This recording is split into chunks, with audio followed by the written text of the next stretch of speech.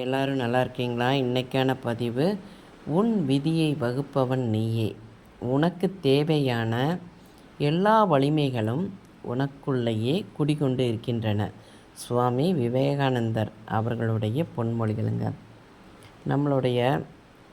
நமக்குள்ள 1000 திறமைகள் இருக்கின்றன.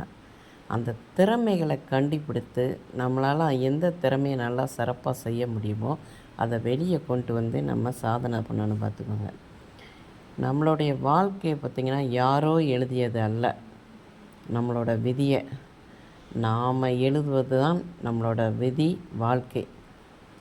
அதே மாதிரி பார்த்திங்கன்னா நம்மளுடைய நம்பிக்கையின் அளவுக்கு ஏற்ப தான் வெற்றியே உறுதி செய்யப்படும். நம்ம எவ்வளோ நம்பிக்கையோடு இருக்கோமோ அந்த அளவுக்கு தான் வெற்றி உறுதி செய்யப்படும். நம்மளுடைய நம்பிக்கையின் விளைவுகள் எல்லையற்றது. பார்த்துக்கோங்க, வாழ்க்கையில் வெற்றி ரொம்ப தூரத்தில் கிடையாது. அதே மாதிரி பார்த்திங்கன்னா தோல்வியும் பக்கத்தில் இல்லை. வாழ்க்கையில் நம்ம போராடணும்.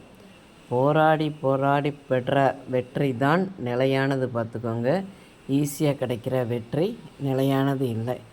நம்ம வாழ்க்கையில் நம்மளுடைய நல்ல விதியை உருவாக்கி வெற்றி அடையணுங்க.